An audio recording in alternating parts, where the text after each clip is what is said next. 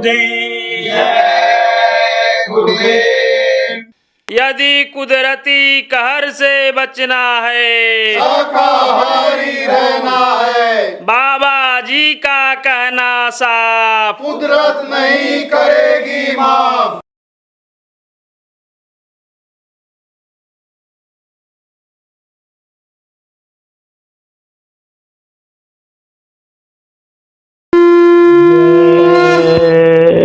गुरुदेव। सभी विकार मिटे प्रभु मन के, अंतःकरण शुद्ध होए मम के। अगुण सगुण का वेद मिटाओ, अगम पंथ सब सुगम बनाओ।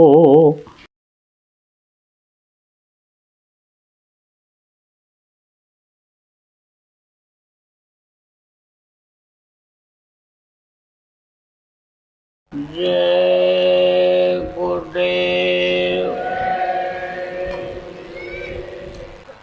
सर्वसमर्थ सर्वत्र स्मरणीय परम पूज्य गुरु जी महाराज, उपस्थित सभी सत्संगी धर्म प्रेमी भाई बहन, बच्चे तथा बच्चियों, गुरु महाराज की अपार दया मेहर हुई 30 जुलाई 2019 को सायंकाल के बेला में अहवार शेख, जिला पश्चिम चंपारण से आप सभी प्रेमियों का सत्संग के माध्यम से दर्शन का अवसर मिला।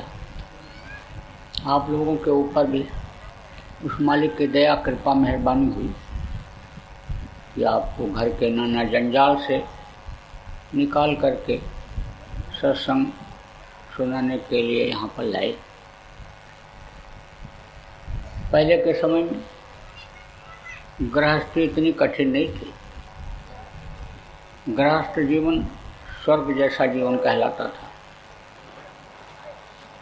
उस समय पर जब लोग सत्संग सुनने के लिए जाते थे तो हर तरह की जानकारी हो जाती थी, किस तरह से खाया जाए, किस तरह से रहा जाए, किस तरह से एक दूसरे के साथ व्यवहार किया जाए, विचार कैसा रखा जाए।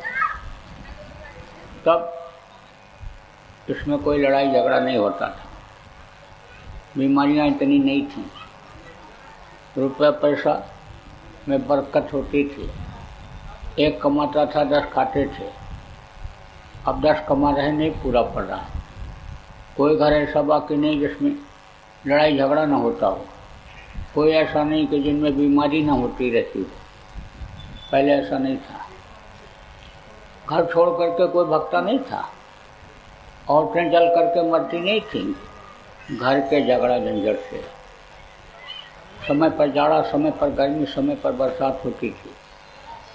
लोग सच बोलते थे, सत्य रूपी धर्म का पालन करते थे, हिंसा हत्या नहीं करते थे, जीवों पर दया करते थे। सेवा भाव इतना था कि दरवाजे पर कोई पहुंच जाए तो कहते थे बगैर बुलाए मेहमान नहीं, भगवान आ गए। उनका स्वागत सत्कार इसी तरह से होना चाहिए। खिलाते थे, सुलाते थे और प्रेम से विदा करते थे। जब इस तरह के भाव लोगों के थे तो समय पर जाड़ा, समय पर गर्मी, समय पर बरसात होती थी, बड़ी खुशहाली थी। लेकिन ये चीज़ें हो गई खत्म। कथा भागवत तो होता है, प्रवचन तो लोग करते हैं, लोग सुनते भी हैं, राम कथा, कृष्ण कथा, महाभारत की कथा, ये सब होती रहती है। लेकिन किस तरह से यानी उनके समय में लोगों को सुख था, शांति मिलती थी, किस तरह से व्यवस्था थी, उस पर लोग ध्यान नहीं देते। न सुनाने वाले न सुनने वाले मनोरंजन के हिसाब से सुन करके चले आते हैं। किस्सा कहानी लोग सुना देते ढोलक मंजीरा पर, गाना बजाना करके और इन्हीं बातों को बता देते हैं। जो सिखाना चाहिए, न तो वो सिखा पाते हैं न लोग सीख पाते हैं। इसलिए लाभ फायदा नहीं होता है। जब सत्संग मिलता है तब हर तरह की जानकारी होती है। आज आपको सब बताऊंगा, किस तरह से खुशहाली आएगी, किस तरह से प्रेम पैदा होगा, रोग कैसे दूर होंगे, लड़ाई झगड़ा कैसे दूर होगा, रुपए पैसे में बरकत कैसे मिलेगी और आत्मा का कल्याण कैसे होगा। आत्मा किसको कहते हैं? जो इस शरीर को चलाती है। इसी को जीवात्मा कहा गया, इसी को सूरत कहा गया। किसी ने सोल कहा, किसी ने रूह कहा, अपनी अपनी भाषा में अलग अलग नामों से इसको लोगों ने पुकारा, बताया। तो ये परमात्मा की अंश है, बहुत छोटी है। इसको आप बाहरी आंखों से देख नहीं सकते हो। इतनी छोटी है कि जिसको आप देख नहीं पाते हो कीड़ों को, उसके अंदर भी वही आत्मा है। चींटी से भी छोटे कीड़ों में यही आत्मा है, और ऊँट बकरी में भी यही आत्मा, घोड़ा हाथी में भी यही आत्मा जो आपके अंदर है। ये परमात्मा की अंश है। जब 5 महीना 10 दिन का बच्चा माँ के पेट में हो जाता है तब यह डाल दी जाती है, बहुत पतले रास्ते से इसमें उतारी जाती है और इसी रास्ते से निकलती है। एक ही रास्ता आने का इसके अंदर, पिंड के अंदर, और एक ही रास्ता निकलने का है। तो उस समय पर जब डाली जाती है माँ के पेट में तो बराबर दर्शन होता रहता है। जब दर्शन होता रहता है तो बच्चा बहुत खुश रहता है। जब बाहर निकलता है तो दर्शन होना हो जाता है बंद, तब रोता है, कहाँ पहुँच गए। माँ के पेट में पिछले जन्म में कहाँ थे वो भी दिखाई पड़ता है। और आपको ये नहीं पता पिछले जन्म में कहाँ थे, लेकिन कहीं रहे होगे। कहाँ थे? कीड़ा थे, मकोड़ा थे, सांप थे, गोजर थे, हाथी थे, घोड़ा थे, नरक में थे कि स्वर्ग वैकुंठ में थे, कहीं जरूर रहे। तो माँ के पेट में दिखाई पड़ता है कि कहाँ पर हम, कहाँ गए, कहाँ मार खाए, कहाँ काटे गए, कहाँ सड़ाए तपाए गए, सब दिखाई पड़ता है। तब प्रार्थना करता है, जल्दी करो, तैयार करो, बाहर निकालो, प्रभु जल्दी से हमको तैयार कर दो और माँ के पेट से बाहर निकाल दो। अब मैं दिन रात भजन करूँगा, समर्थ गुरु की तलाश करूँगा। ऐसा कोई काम नहीं करूँगा कि जिससे दोबारा इस माँ के पेट रूपी नर्क में हमको आना पड़े। क्योंकि माँ के पेट में क्या रहता है? टट्टी, पेशाब, मांस के लोथड़े, खून, यही सब तो रहता है। तो बच्चा प्रार्थना करता है, कहा ना गोस्वामी जी ने, अब प्रभु कृपा करो यही भांति। अब सब अच्छा जी भजन करो दिन रात, यानी सब कुछ टच करके दिन रात भजन करूँगा। माँ के पेट में ये भी जानकारी रहती है कि केवल मनुष्य शरीर के अंदर ऐसा रास्ता है जिससे हमारा उद्धार हो सकता है, कल्याण हो सकता है। माँ के पेट में ये भी जानकारी रहती है कि जब कोई जानकार मिलेगा, जिनको समर्थ गुरु, संत गुरु कहते हैं, वो मिलेंगे, तभी हमारा उद्धार कल्याण हो सकता है। तो बराबर प्रार्थना करता है। 9 महीना लगता है माँ के पेट में बनने में। कम समय में अगर बच्चा पैदा हो जाए तो जिंदा नहीं रहता है। अगर जिंदा भी रहा तो समझो शरीर के अंग काम नहीं करते हैं, कमजोरी बराबर बनी रहती है। तो अब आगे समझो 9 महीना में तैयार होकर जब बाहर निकला तब रोया। क्यों रोता है? दर्शन होना हो जाता है बंद।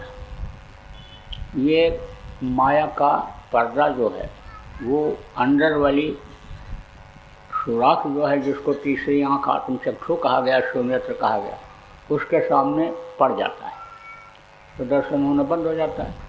बंद हो जाता है तब रोता है, कहाँ पहुँच गए। दूसरा कारण क्या है रोने का? देखो आज तो कोई भी बच्चा सूट बूट पहनकर, चड्डी बनियान पहनकर तो पैदा हुआ नहीं, सब नंगे पैदा होते। तो नंगे शरीर में ये गर्म और ठंड हवा इस कदर लगती है कि मालूम पड़ता है जैसे कोई सुई चुभ हो रहा हो। अब आप एक बार समझो कि कहते हैं कि नंगे पैदा हुए हो और नंगे करके भेज दिए जाओगे। तो शमशान घाट भेजते समय भी नंगे ही करके भेजते हैं, कुछ नहीं शरीर पर रखते। कहते न कुछ लेकर आए हो न कुछ लेकर जाओगे। तो बात वो भी सही है, लेकर तो कुछ जा ही नहीं सकते हो, क्योंकि उसी पतले रास्ते से निकाले जाओगे, उसी से जाना रहेगा। तो जब न रास्ता देख सकते हो न जीवात्मा को देख सकते हो, तो इन बाहरी आंखों से देखने वाली चीज़ों को उधर से कैसे ले जा सकते हो। सुई का जो रोजन होता है, सुई की नोक समझो, सुई का नोक का हजारों गुना छोटा हिस्सा कर दिया जाए उसको, नुकेले को, तो भी उसके अंदर नहीं जा सकता। आप समझो कि उसमें जीवात्मा उससे भी छोटी है, इतनी छोटी है, तो वो समझ लो कि रास्ता इतना छोटा है, तो वहाँ से कैसे ले जा सकते हो यहाँ की चीज़ों को। तो यहाँ की चीज़ें सब छूट जाने वाली होती हैं। देखो, इस भूल और भ्रम के देश में आदमी को यही नहीं जानकारी है कि भाई इन आँखों से जो चीज़ें हम देखते हैं सब यहीं छूट जाने वाली हैं। रुपया, पैसा, धन दौलत, जमीन जायदाद जो भी हम इकट्ठा करने में लगे हुए हैं, सब यहीं छूट जाने वाली चीज़ है। सत्संग में इसी बात को तो याद रखना है कि यहाँ की कोई चीज़ अपनी है ही नहीं, कोई हम ले ही नहीं जा पाएंगे। यहाँ तक कि अपना शरीर भी, जिसको हम सजाते संवारते हैं, साबुन तेल लगाते हैं, अच्छा कपड़ा पहनाते हैं, अच्छा खिलाते हैं, ये शरीर भी अपना नहीं है। जैसे हुक्म हो जाएगा तुम्हारा समय पूरा हो गया, खाली करो, तो धड़ाम से गिर जाता है। फिर उसको लोग क्या कहने लगते हैं, मुर्दा, मिट्टी। इतने आदमी बैठे हो, अभी किसी के शरीर के ऊपर हाथ रख करके कहो ये तुम्हारा मिट्टी है, तो कहेगा नालायक कहीं के, मिट्टी बता रहा है, मोतिया भिंड हो गया आँख में, दिखाई नहीं पड़ता है, मिट्टी बता रहा है। ये हीरा जैसी काया, देवता जिसके लिए तरसते रहते हैं उसको ये मिट्टी बता रहा है। लेकिन मरने के बाद चाहे राजा का शरीर हो, महाराजा का हो, शेर साहूकार का शरीर हो, सबके शरीर को लोग मिट्टी ही कहते हैं। और कहते जल्दी करो, ले जाओ जलाओ, अब इनसे मोह मत करो, अब इनको वापस नहीं आना है। अरे शरण पैदा हो जाएगी, बदबू पैदा हो जाएगी, जल्दी करो। देखो क्यों रोते हो, सब कुछ तो कर गए, घर बना दिया, लड़का लड़की का शादी ब्याह कर दिया, अब तो कमाओ और खाओ और इनको भूल जाओ। तो इसको लोग मिट्टी कहने लगते हैं जीवात्मा के निकलने के बाद। अब आप ये समझो, ये जीवात्मा यानी समझ लो कि जब यानी बाहर यानी डाल करके इसमें भेजी गई बाहर, तो कोई चीज़ यानी ले जाने के लिए या यानी समझ लो कि इसके साथ जाने के लिए अधिकार नहीं रह गया, ले नहीं जा सकते हो, रास्ता ही ऐसा नहीं है। तो कहा ना कुछ लेकर आए हो और न कुछ लेकर जाओगे। तो लेकर तो आए हो, कहाँ रख कर के लाए, कौन से जेब में, जब कोई कपड़ा नहीं पहन कर आए।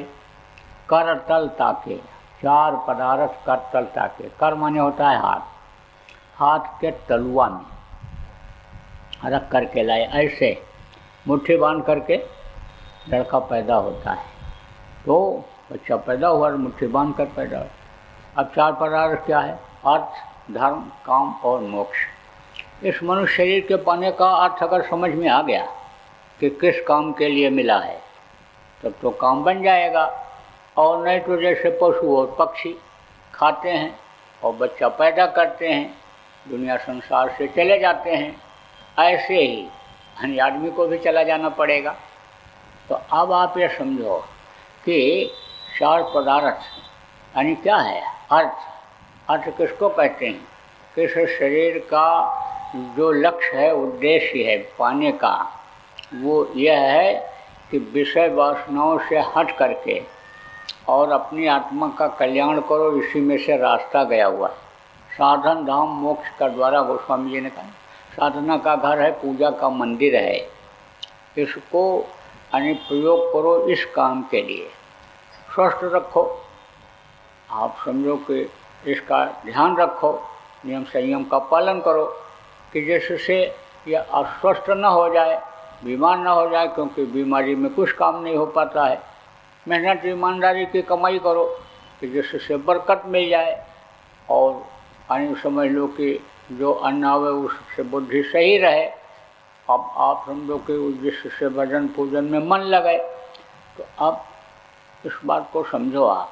इसका अर्थ यह है कि इसको यानी ऐसा प्रयोग करो कि आत्मा का कल्याण हो जाए, दोबारा इस दुख के संसार में आना न पड़े। अर्थ धर्म, धर्म क्या है? दया धर्म तन बसे शरीरा, जीवात्मा पर दया करो, यह नरकों में न चली जाए, डाल दी जाए।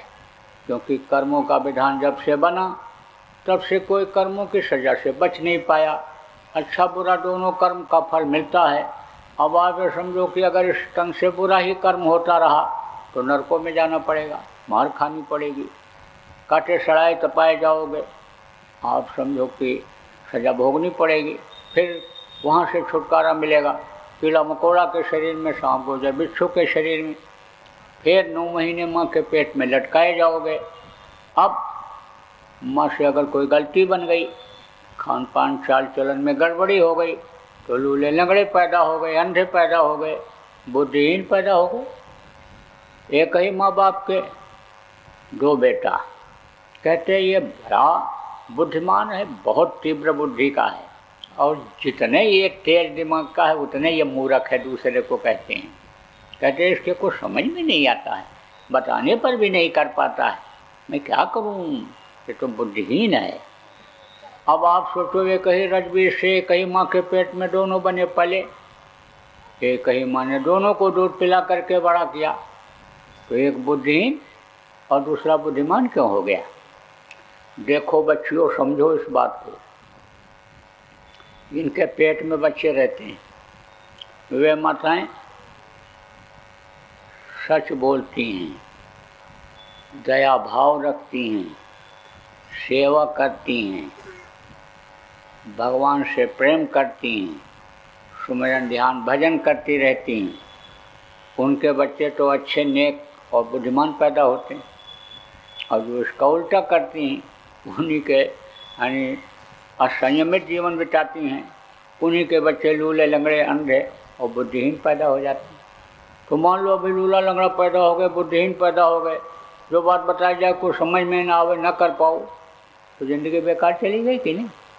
इसलिए आपके ऊपर उस मालिक की बहुत बड़ी दया कृपा मेहरबानी हुई कि आपका हाथ पैर चल रहा है, आँख कान सब काम कर रहा है। आपको ये बात इसलिए बता रहा हूँ कि दोबारा ये फिर मनुष्य शरीर मिलने वाला नहीं, और मनुष्य शरीर अगर नहीं मिलेगा तो आपका जो असला काम है मनुष्य शरीर पाने का, वो पूरा नहीं हो पाएगा। इस जीवात्मा को मुक्ति मोक्ष आप नहीं दिला पाओगे। अर्थ धर्म काम, असला काम क्या कि शरीर के रहते रहते इसको मुक्ति दिला दो, मोक्ष दिला दो। मोक्ष किसको कहते हैं? शमशान घाट की तरफ जाओ तो कहीं कहीं लिखा रहता है मुक्ति धाम मोक्ष धाम। कोई मुर्दा लेकर के जाता है और कोई दिक्कत परेशानी आ गई जलाने में, तो वापस लाता है, चाहे 2 दिन लग जाए, वापस नहीं लाता, जला के ही आता है। तो जहाँ से ये जीवात्मा वापस ना आवे, वहाँ पहुँच जाए तब इसको मुक्ति मिलेगी। तो ये कहाँ की है? सतदेश की है, सतलोक की है। वहाँ जब तक नहीं पहुँचेगी तब तक लौट लौट 84 आया, लौट लौट इसी में आना पड़ेगा। इसलिए इस शरीर के रहते रहते जब तक सांस की पूंजी आपकी बची है तब तक आप अपना काम कर लो, इसको अपने वतन अपने मालिक के पास सतलोक पहुँचा दो। अब अपना काम क्या है, पराया काम क्या है? इस वक्त आदमी जो करने में लगा हुआ पराया काम में लगा है। घर मकान बनाते हैं, कहते मेरा है मेरा है, ज़मीन जायदाद मेरी है, धन दौलत रखते हैं, कहते मेरा है, लेकिन प्राण निकलने के बाद उसका होता है। जिस घर को कहते हैं अपना मेरा मेरा मेरा, उसी को तो बाप दादा भी कहते कहते चले गए, ये घर मेरा ये घर मेरा, उनका हुआ। सोचो उनका नहीं हुआ तो ऐसा कहने वालों का कैसे होगा? अपना घर अपना वतन तो देखा ही नहीं। अपना घर अपना वतन अपने मालिक के पास जाने का रास्ता इसी मनुष्य शरीर के अंदर है। हमारे गुरु महाराज भी बताते थे, ये जिनकी तस्वीर है, ये नहीं जिनकी तस्वीर है, महापुरुष जब आते हैं तो उनको जल्दी लोग पहचान नहीं पाते हैं, और जब काम करके लोगों के लिए चले जाते हैं और उससे लोगों को फ़ायदा लाभ जब मिलने लगता है तब कहते हैं भाई इन्होंने हमारे लिए बहुत अच्छा काम किया, तो जगह जगह पर उनकी मूर्ति बना देते हैं। जब कैमरा चला तो फ़ोटो खींच करके घरों में लगाने लगे। कुछ लोगों की सोच ये बन गई कि मूर्ति की पूजा कर लेंगे, फ़ोटो की पूजा कर लेंगे, फूल पत्ती प्रसाद चढ़ा देंगे, मुक्ति और मोक्ष मिल जाएगा। देखो मुक्ति मोक्ष ऐसे आसान नहीं, मुक्ति मोक्ष का रास्ता है। मुक्ति मोक्ष पाने के लिए कुछ उपाय करना पड़ता है। कृष्ण के साथ 24 घंटा पांडव रहते थे, और कृष्ण के जाने का जब समय हुआ तब उन्होंने कहा भाई अब तो मुझे जाना पड़ेगा, मेरा काम पूरा हो गया। तो पांडव ने कहा मुझे भी साथ सरकार लेते चलो। कृष्ण ने पांडव से कहा मैं तुमको नहीं ले जा सकता हूँ, तुमको किसी त्रिकाल ऋषि की ज़रूरत है, संत सदगुरु की ज़रूरत है, उनको तुम खोजो और उनसे रास्ता लो, और रास्ता ले करके और फिर उपाय करो, युक्ति जो बताऊँ उस युक्ति के अनुसार काम करो, तब तुम जा सकते हो। अब आप देखो गीता को लोग पढ़ते हैं, रामायण को लोग पढ़ते हैं, उसमें जो लिखा हुआ है उसको मानते नहीं या तो समझ नहीं पाते हैं।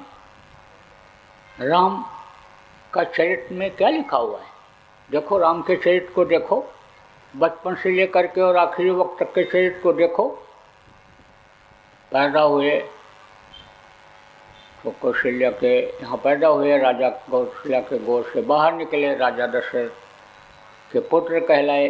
विश्वामित्र मांग करके उनको ले गए, 12.5 वर्ष तक जंगल में रखा, 9 गुणों से लैस किया। राजेश तपस्वी संतुष्टा सत्यवादी जितेंद्रिया दाता शूर दयालुषा वेद पाठी ये थे 9 गुण उनके अंदर भरा। वापस जब आए तो ये हुआ तैयारी की जाए राजगद्दी पर बिठाने की, तो राजा दशरथ ने हुक्म भी दे दिया तैयारी करो, लेकिन कई ने वरदान मांग लिया 14 वर्ष के लिए जंगल जाने के लिए। देखो साथ का कितना असर होता है, कहा ना संगत ही गुड़ होत है संगत ही गुड़ जाए, और बाँस फांस और मिश्री एक ही भाव बिकाए।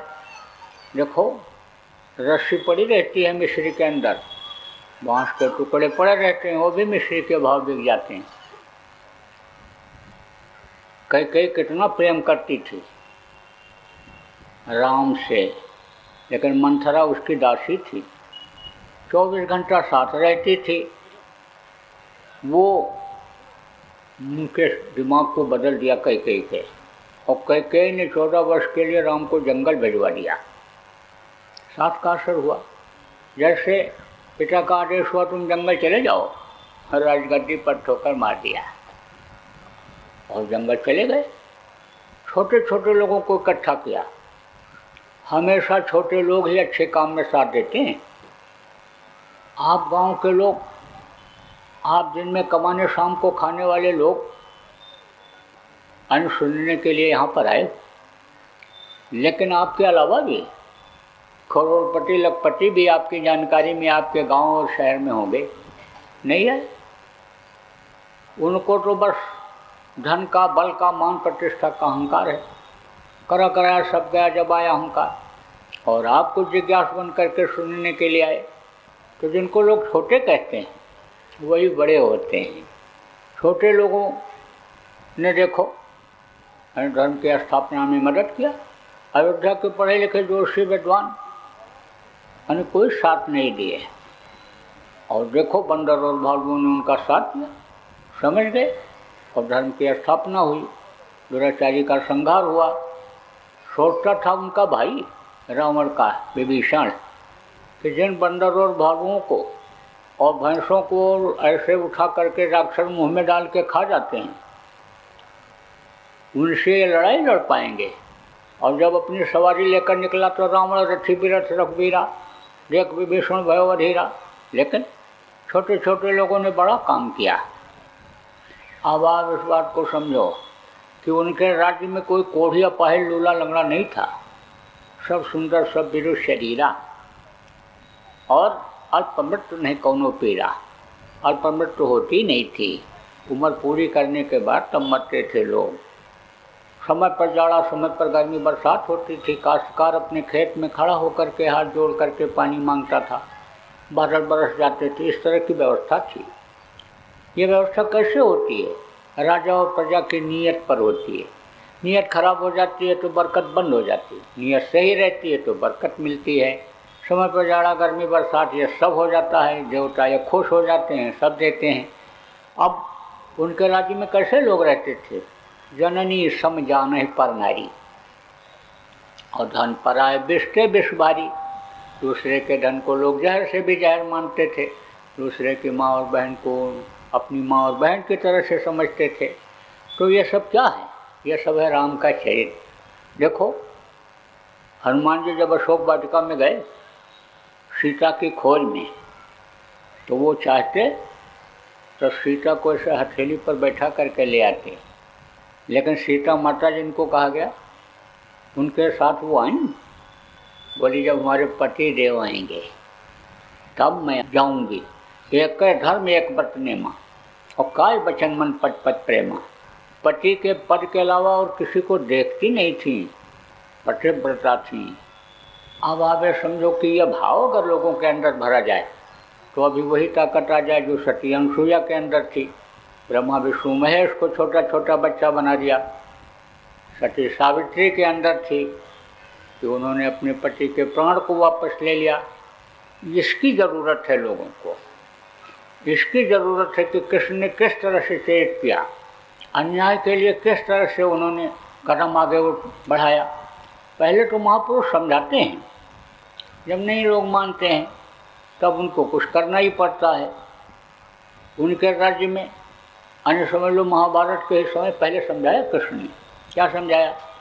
जय दो कौरवो, पांडु का भी हक होता है, हक मत छीनो। लेकिन जब नई बात माने, बोले सुई के नख के बराबर भी जमीन नहीं देंगे, तब उनको महाभारत कराना पड़ा। लेकिन उस समय भी ऐसे राजा थे, ऐसे लोग थे कि उर्वी के राजा, दक्षिण भारत में उर्वी एक स्टेट है, राज्य है, जगह है, तो उसके राजा कृष्ण के पास आए महाभारत शुरू होने से पहले। तब उन्होंने कहा देखो, उस समय पर क्या था कि जितने भी राजा थे उनको ये लोग अपने में मिला रहे थे। पांडव कह रहे थे हमारा साथ दे दो, कौरव कह रहे थे हमारा साथ दे दो। तो पांडव को तो लोगों ने समझ लिया कि इनके पास तो ज़्यादा लोग हैं नहीं, ये तो ऐसे ही हैं, और उनके पास तो सेना है, बाहुबल है, बहुत लोग हैं, तो ज़्यादातर साथ तो उन्हीं का लोगों ने दिया। पांडव के साथ तो बस थोड़े ही ऐसे लोग रहे। तो उन्होंने किसी का ना साथ देने का फैसला किया और कृष्ण के पास आए, बोले प्रभु मानेंगे नहीं, मैंने भी कोशिश किया और आपने भी कोशिश किया, तो मानेंगे तो नहीं। विनाश काले विपरीत बुद्धि, अब इनका काल नज़दीक है और बुद्धि इनकी खराब है, ये खुद भी मरेंगे, मरवाएंगे लोगों को। तो ऐसे समय पर प्रभु महाभारत तो आप करवाओगे, लेकिन हम ये चाहते हैं कि ये भूखे न मरें, इनको खिलाओगे कैसे? अगर ये लड़ाई लंबी चली तो इनको भोजन नहीं मिलेगा, ये भूखे मर जाएंगे, प्यासे मर जाएंगे, तो इसकी व्यवस्था आप कैसे करोगे? तो उस समय दिन रात लड़ाई नहीं होती थी। सुबह सूरज निकलने पर लड़ाई चालू होती और सूरज अस्त होने पर बंद हो जाती थी। रात में अपना आराम करते थे, योजना बनाते थे लोग, तैयारी करते थे दूसरे दिन लड़ाई की। तो अब आप ये समझो, बोले कि भोजन की ज़रूरत तो पड़ेगी सुबह शाम इनको। तब कृष्ण ने ही कहा आप अगर ये बात कह रहे हो तो आपने कुछ सोचा भी होगा। तब उन्होंने कहा हाँ सोच के तो आया हूँ, मैं दोनों तरफ के लोगों को भोजन कराऊंगा। तो वो भोजन दोनों तरफ के लोगों को कराते थे। कितना अच्छा भाव था कि भूखे ना मरें, मानेंगे नहीं, ये लड़ाई करवाएंगे। और इनके साथ जो जुड़े हुए हैं वो इसमें अपना धर्म समझते हैं कि हमारा ये धर्म बनता है कि हम इनके साथ लड़ाई करें। तो यानी समझ लो लड़ाई तो होनी है, लेकिन भूखे ना मरें। तो भोजन बनवाते थे, जितना बनवाते थे यानी वो सब खा जाते थे लोग, बचता नहीं था न कम पड़ता था। तो महाभारत जब खत्म हो गया तब लोगों ने पूछा उनसे कि आप अंदाज़ा कैसे लगाते थे कि इतने मरेंगे इतने बचेंगे, क्योंकि मरने का अंदाज़ा आप कैसे लगाते थे? तब उन्होंने कहा कि कृष्ण मूंगफली खाते थे, रात को मूंगफली खाते थे, तो मैं शाम को वहाँ उनके कमरे में जहाँ रहते थे वहाँ मैं मूंगफली रख देता था गिन करके, और एक मूंगफली का अंदाज़ा लगा लेता था कि 1000 मरेंगे। तो जितनी मूंगफली खाते थे उतने 1000 के हिसाब से मैं समझ लेता था इतने मर जाएंगे, और बाकी इतने बचेंगे उनकी मैं व्यवस्था कर देता था। तो आपको समझने की ज़रूरत है कि इस तरह के भी लोग उसमें होते थे कि रोटी खिलाना पानी पिलाना बहुत बड़ा पूरी का काम मानते थे। आज की तरह से छीन करके खाने वाले लोग नहीं थे, अच्छे लोग थे, अच्छे भाव थे। तो अब आप ये समझो कि कृष्ण ने इस बात को कहा, रामायण पढ़ते गीता पढ़ते, गीता में कृष्ण ने ही इसी बात को कहा है। उसमें लिखा हुआ 4थे अध्याय में 34वें श्लोक में यही बात लिखी हुई है कि तत्वदर्शी की खोज करो, जिनको रास्ता मालूम हो दिव्य दृष्टि खोलने का, उनके पास तुम जाओ और उनसे रास्ता ले करके और फिर तुम भजन करो। ये बात लिखी हुई है। कहा गया ना, जब जब संत जगत में आवें ढूंढ भाल उनके ढक जाओ, जाय करो दर्शन और सेवा, पड़े रहो सदा चरणन में, उनकी दया दुआ लो, आशीर्वाद लो, उनकी मदद लो। पांडव से उन्होंने कहा, आए समझ लो कृष्ण ने जब उनसे कहा महाराज हमको लेते चलो अपने साथ, तब उन्होंने उनसे कहा, कृष्ण ने पांडव से, कि त्रिकालदर्शी की खोज करो, संत सदगुरु की खोज करो और उनसे रास्ता ले करके फिर योग साधना करो, तब तुम पहुंच पाओगे, जा पाओगे।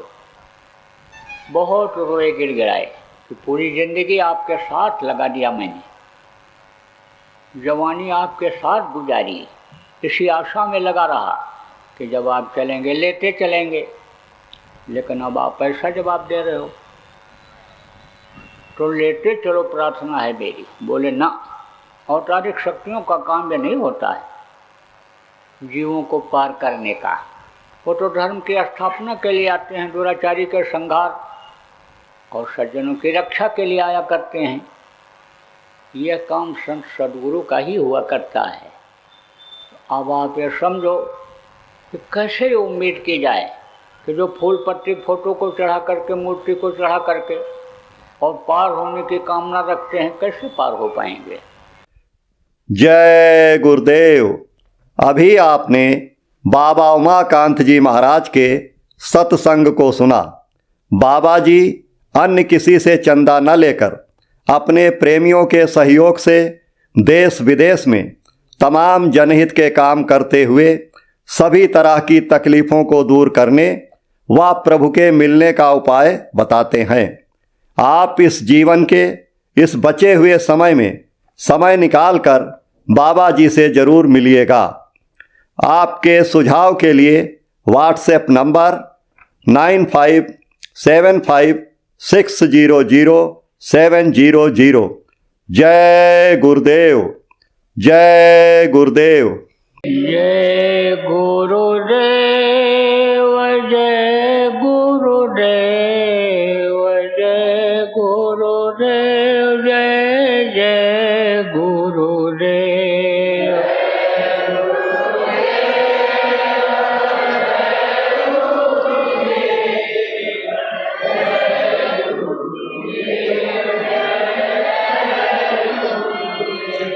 जय गुरुदेव, जय गुरुदेव, जय गुरुदेव, जय जय गुरुदेव।